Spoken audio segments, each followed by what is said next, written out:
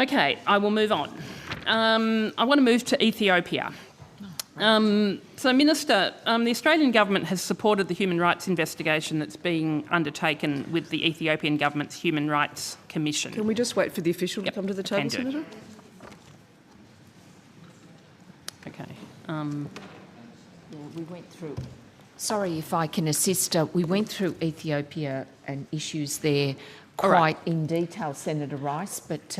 okay, so if my questions have been covered, please let me know. If the officials, Mr Hayes, could do it that way. Thank you. Great. So I want to go to that investigation with the Ethiopian government's Human Rights Commission and the issue that the Ethiopian government figures have been clearly implicated in the human rights violations and been subjected to targeted sanctions by the US.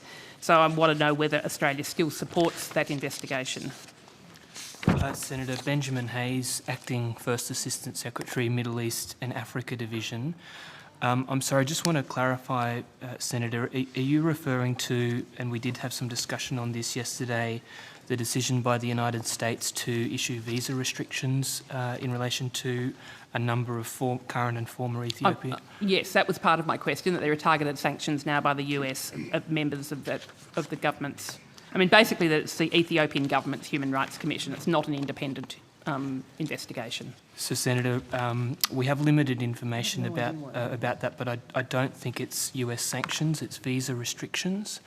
And the discussion we had yesterday in response to some questions from Senator Wong, I provided evidence that at this time Australia wasn't taking any subsequent action in relation to what the US had done. My question, though, is our support and whether we are still expressing support for the Ethiopian government's Human Rights Commission investigation. Okay, sorry, Senator.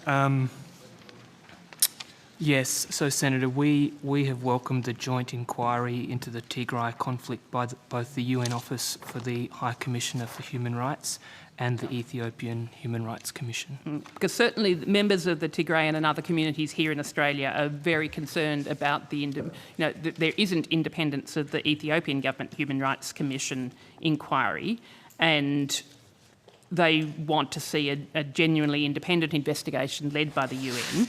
So, I mean, is the government backing the call for that independent investigation? Well, Senator, as I said, we certainly back the joint inquiry by the UN Office for the High Commissioner for Human Rights and the Ethiopian Human Rights Commission. I'm not sure... No, but that's the joint inquiry. It's actually having something that's fully independent of the Ethiopian government. Yes, we haven't called for an independent inquiry that doesn't involve the Ethiopian Human Rights Commission. Will the government consider calling for an inquiry that doesn't involve the Ethiopian Human Rights Commission? I'll take that on notice, Senator. Australia has committed $3 million to the World Food Programme assistance in Ethiopia. The UK's Special Envoy on Famine Prevention and Humanitarian Affairs has said there's a very serious risk of famine. I mean, will Australia commit more than that $3 million? Senator, at this stage, that's the government's commitment. In terms of the issue of famine, and my colleague Mr Gilling is joining us at the table and may wish to make some further comments, but of course we're very aware of the significance of the famine risk in Ethiopia. But I'll hand over to Mr Gilling. Thank you. Thank you for your question, Senator. James Gilling, Humanitarian Coordinator. Senator, as we mentioned at the last estimates, the $3 million was a direct payment to the World Food Programme, which is expressly for Ethiopia. Beyond that, Senator, we also provide core funding for the UN Central Emergency Response Fund and for the UN Office of the Coordination of Humanitarian Affairs. So while we don't have dedicated funds, in addition to the $3 million going to Ethiopia, we do have systems within our support for the UN bodies to support the issue of Ethiopian famine. Do you have any estimate of how much of that extra support is actually going to Ethiopia?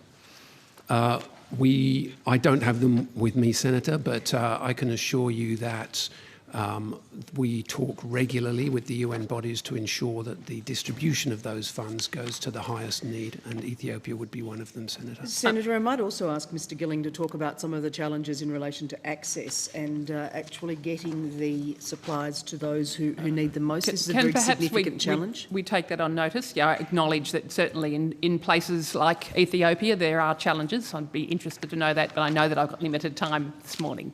Certainly, Senator, only trying to be helpful. Thank you.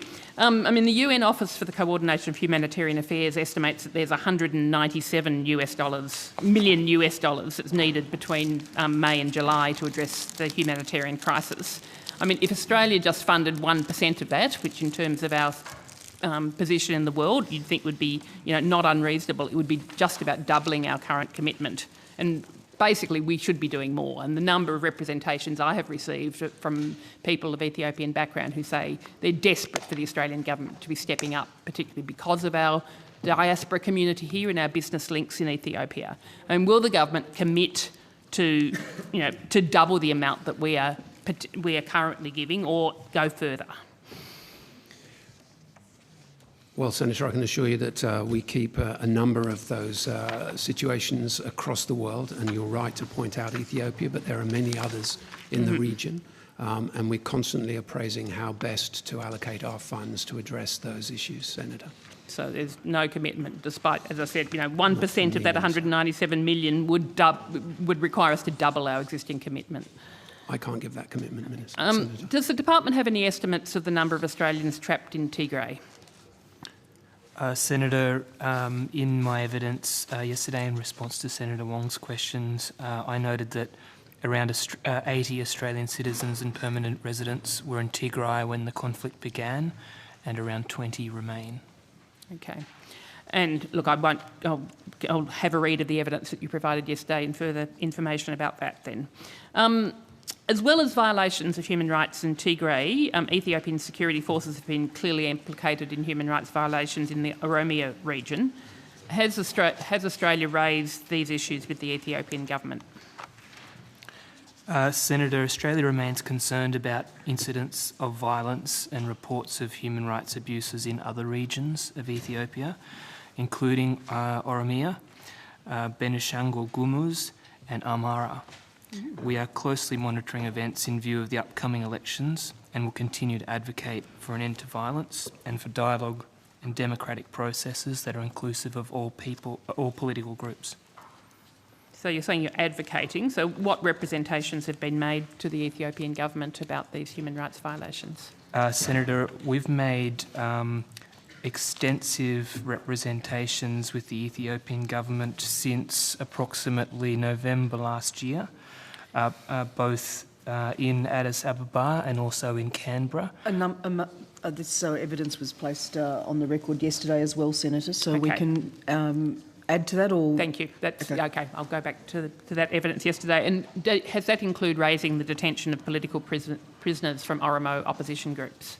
Senator, I'd have to take on notice whether that specific issue, as narrowly defined as you've articulated it, was included.